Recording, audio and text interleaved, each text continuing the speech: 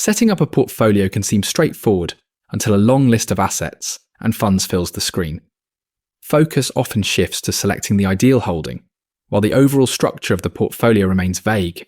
Asset allocation is the critical decision regarding how much to invest in each asset class throughout the entire portfolio. This choice significantly influences both the returns and the risks long before any manager selection takes place. Another important aspect to consider is the cost involved, as fees can accumulate and diminish the advantages of a solid strategy. Risk encompasses the potential for substantial declines, since severe drawdowns lead to extended recovery periods and can disrupt timing. In the absence of a clear plan, portfolios frequently react to news events, causing unintentional shifts in allocation. Establishing a documented allocation and rebalancing rule fosters a consistent process, ensuring decisions are made based on strategy rather than emotions. In the upcoming sections, we will explore real returns, drawdowns, diversification, global weights, and actionable implementation steps. This video draws inspiration from Global Asset Allocation by Faber, so be sure to subscribe to continue learning these valuable methods. Nominal returns reflect what an account statement displays, while real returns take inflation and purchasing power into account. Understanding inflation is crucial, since a low nominal return could still result in a decrease in future spending capacity. Short-term government bills typically keep pace with inflation, whereas cash held outside of markets can gradually lose value. Throughout history, both stocks and bonds have generated positive real returns, but come with differing levels of volatility. Emphasizing real returns alters planning dynamics because retirement goals hinge on future purchasing power, not just numerical values. It also shifts the perception of risk, as inflation can silently erode long-term wealth even during stable market conditions. A saver who holds excessive cash for extended periods might feel secure, yet real buying power can steadily diminish. A saver who aligns cash needs with short-term instruments can mitigate that erosion while maintaining flexibility. View every financial plan as a balance between growth assets and purchasing power protection, rather than merely chasing returns. A simple step is to track real return assumptions and evaluate whether each asset class fulfills its intended purpose. Drawdown refers to the fall from a prior high value to a subsequent low value during a downturn. Significant drawdowns are vital concerns because recovery necessitates substantial gains, and the time cost can be immense. A 75% decline requires a 300% gain just to return to break even. Even a 50% drawdown can result in prolonged recovery periods, depending on the trajectory of returns. Historical data illustrates that broad stock markets have experienced severe drawdowns at various points. Diversified portfolios can mitigate these drawdowns, altering what investors feel comfortable holding. For instance, a stock portfolio could face drawdowns exceeding 80%, while a balanced 60-40 mix tends to be much smaller.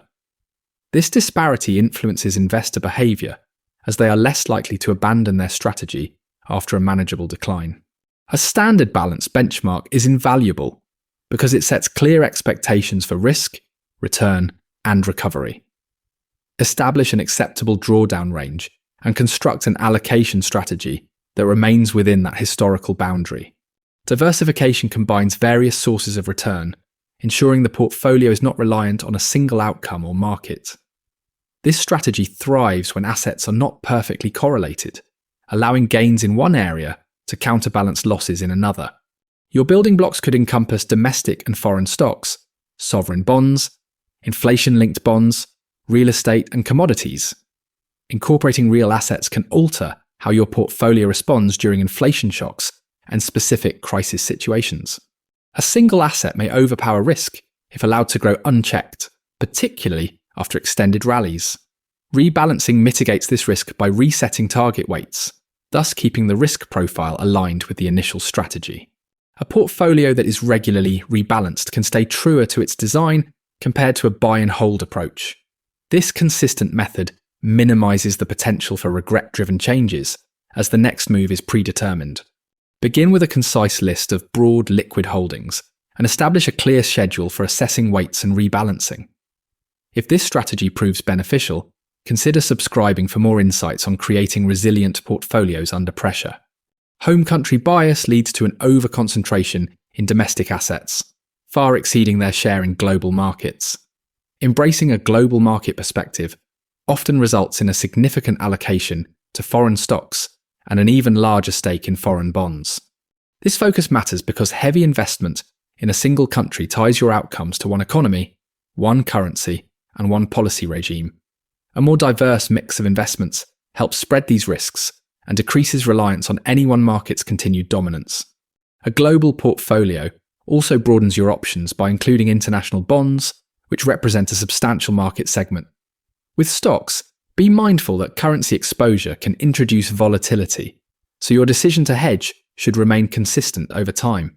For sovereign bonds, hedging currency exposure often makes sense, given that bond volatility is typically lower than that of stocks. These decisions contribute to the principal aim, achieving broad exposure while managing risk through intentional design. Regularly compare current country allocations to a global baseline, making gradual adjustments to prevent turning allocation changes into timing risks. Simplify your policy by writing down target global weights and your approach to currency exposure in clear terms. The implementation phase ultimately determines whether your allocation is effective, as factors like trading, taxes, and fund structure influence net outcomes. Utilizing low-cost funds and exchange-traded funds facilitates easier global exposure and enables consistent rebalancing. Keep in mind that fees matter. A 1% annual drag can significantly diminish the power of long-term compounding. Survey data reveals that average advisor fees hover around 1%, while average mutual fund fees exceed 1%. Two portfolios with identical allocations can yield vastly different outcomes if one incurs high fees and frequently churns its holdings. This underlines why cost control is crucial, as it can transform a good plan into a poor result. Rebalancing can be straightforward, whether you opt for monthly, quarterly, or just an annual review. Establishing clear triggers is essential, such as rebalancing only when an asset class strays significantly from its target weight. Begin by identifying all fees and turnover costs, then select alternatives that lower expenses without adding unnecessary complexity. Document your rebalancing strategy in writing, because sticking to a consistent approach is more valuable than constantly seeking to optimize. The key takeaway is that asset allocation influences your returns and risk far more than merely predicting which asset will perform best next year. Thinking in terms of real returns aligns your goals with maintaining purchasing power, while focusing on drawdowns ties risk to long-term financial survival. Diversification and global weightings diminish concentration risks, ensuring your investment outcomes depend on a variety of return sources rather than a single market. Regular rebalancing keeps your portfolio aligned with your goals, while effective cost management protects your gains from eroding over time. Together, these strategies minimize the risk of extreme losses, which can result in prolonged recovery periods and poor market timing. Implementing these choices can also enhance the likelihood that your investment plan endures long enough to benefit from the market's enduring trends. Start by selecting a benchmark, like a balanced mix, and then tailor your investments toward an overarching global standard. Write a concise policy outlining target weights, a schedule for rebalancing, and a defined maximum fee. Revisit your policy periodically, but evaluate any changes based on your goals and risk tolerance rather than reacting to recent market fluctuations. Subscribe for more detailed guides that help transform allocation theory into actionable investing practices.